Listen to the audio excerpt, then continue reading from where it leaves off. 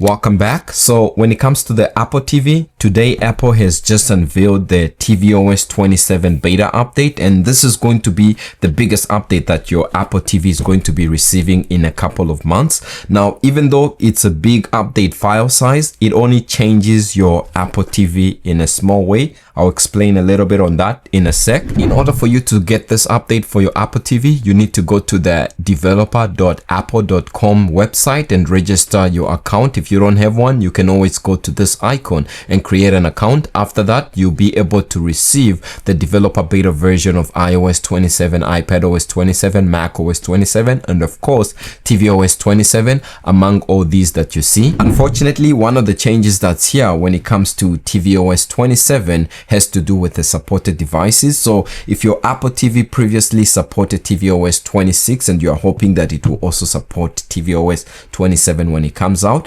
that's not the case, because tvOS 27 has actually just dropped support for two Apple TV devices, and that is the Apple TV HD and the Apple TV 4K first gen.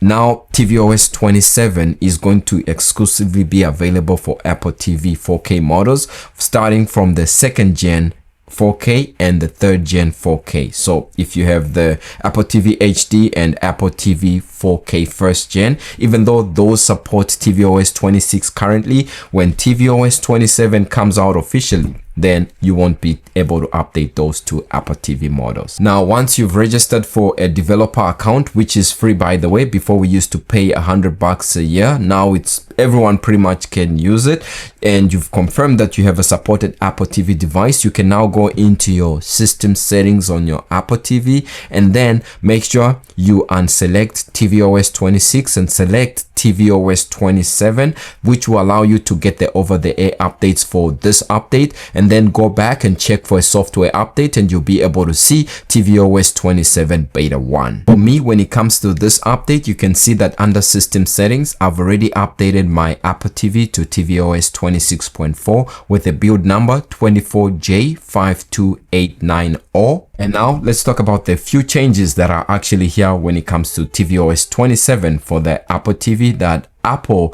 pretty much didn't even bother talking about at the WWDC event. The first change has to do with the redesigned app. You can see how the app icons look here. Now, compared to tvOS 26, which you are seeing right now, the app icons look pretty much the same to me on first glance, and you can see how they look here. Once I go to tvOS 27, you can see the different app icons as well, pretty much identical. But then when we go into the Apple folder right here and go to the podcast section, the app icon looks slightly changed. The purple looks richer, and then the white on those circular antennas have been made a little bit grayish. If I select that, you can see what we come up to. It's a new user interface. Now, just to compare how this looked before with tvOS 26, you can see how the interface looked before when it comes to the podcast app. You can see where the different menus and sections were located. And now, once you've updated to tvOS 27, the first beta, this is how it looks. So it tries to mimic what we have on the Apple TV by placing a sidebar right there where you have your profile there that you can choose. So if I press the back button, I have the ability to pull up this sidebar, and if I go there, I have the ability to switch my profile. So if I'm the one that's using this, then I select my profile, it will give me the relative content within the podcast app that's relative to my account. I can also switch and go to this different account, and it will be able to make changes to the app accordingly. Now, if I press back again, you can see how it brings this. That gives me the ability to go into search. I have the ability to go to home, and you can see here I can also go to the home or new section as well as the library, and they've added channels for music connection. Now, if I was to go into search, for example, you can see how it opens up this keyboard, and then in this section as well, it has the different sections that you can choose from, such as health, fitness. You can choose top charts, sports, and so on. If I was to go into the podcast again, press back and then go to the home section, this is how the home section looks. You can see something that's new will always be at the top of of your home section. If it's a new series of a podcast that you listen to, you will see it at the top right there, and you can see some of your popular shows right there. If you continue down, you can see now with video, which will show you podcasts that support video. And besides these, you can see that there's a little video icon that's shown up right there. So comedy interviews, you see that TV icon to show that yes, now these support video. At the same time, there's more other subsections that are here, for example, like new shows for you that you can see. There's more to discover among others. And then if we go back to the same side menu, you have the library section that you can select, and under here it will show you your shows, and you have the ability to go to latest episodes to see your saved as well as your channels. Now if I go back to this side menu, there's also channels, and Apple Music is the only channel that I have right here. And here it will show you the stories behind the songs and Apple Music Edition channels. There's a lot of channels that you can see right here, and it's pretty cool that you can pretty much transition from your Apple Podcast app to your Apple Music channels, and then pretty much jump right back into the home section of your podcast app. Another thing that has been changed when it comes to the Apple TV is coverage information that you can see when you go into your settings and then go to general. You can see there is AppleCare and warranty information, where you can view coverage status, purchase or manage an Apple account plan, and get support for this device. So if I select this, you can see coverage for this Apple TV is expired. You can see the device name, the serial number, the last update, and you have menus for different things that you can do, such as seeing benefits, support options, terms and conditions, and if you need help as well. For the benefits, for example, if I select this, you can see some of the benefits that are included. So repairs and services as well as phone support.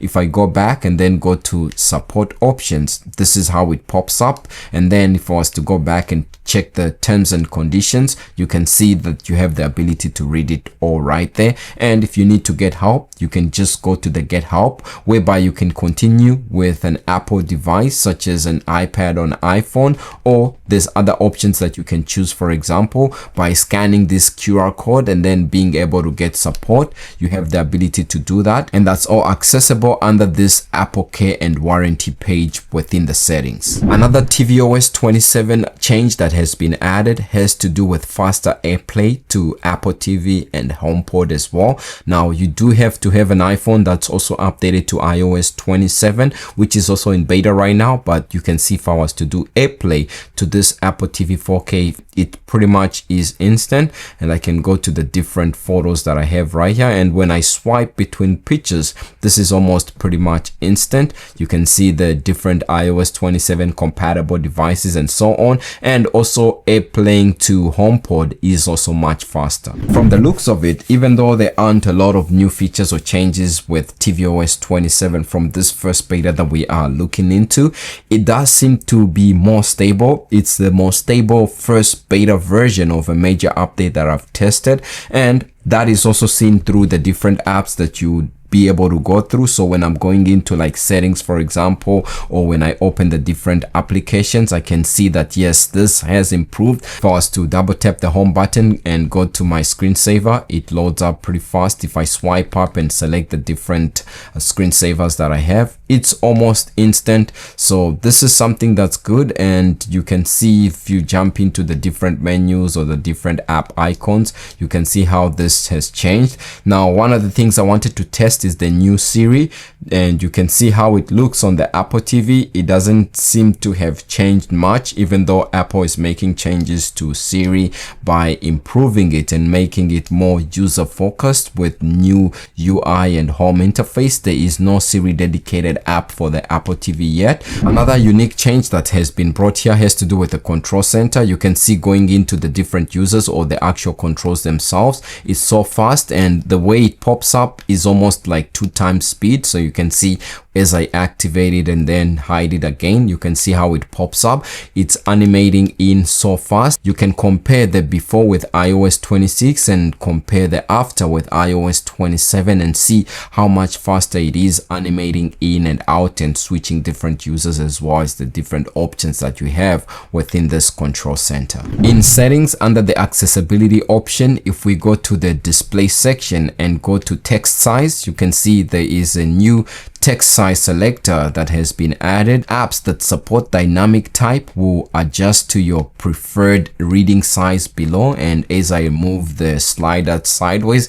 you can see how the text size adjusts. So let's set the largest that there is right here and go all the way back. You can see how this looks now. So I do have to navigate much more, and then if I go home, you can see how much bigger it is when it comes to the different apps. This will help you if it's something that you were always wanting, to be able to dynamically adjust your UI through just one setting that will take effect system-wide. This is a setting that you can change system-wide and reduce the text size or increase it depending on your preferred need, and it's something that's going to be helpful for users that rely on features like this. Now, the last thing that Apple has mentioned is faster downloads when it comes to the Apple TV. I did do a speed test using the speed test by Ookla to see if there's any changes to the current speeds, but this internet wireless or Wi-Fi connections that I was getting before I updated and after updating are pretty much on par, so it doesn't seem to have changed in that aspect since it's the same Wi-Fi protocol, I believe. So we'll wait to test out that in the future, maybe with a beta 2 or with more betas to come, to see whether there's an improvement in that, and also see if there's actual faster download speeds on the Apple TV. Now, that's pretty much it when it comes to tvOS 27. Kind of, disappointed that Apple didn't announce a new Apple TV or talk even much about the tvOS update itself, but as you can see, there are some minor changes that are here, and you can look forward to receiving these if you're not going to be beta testing the tvOS update.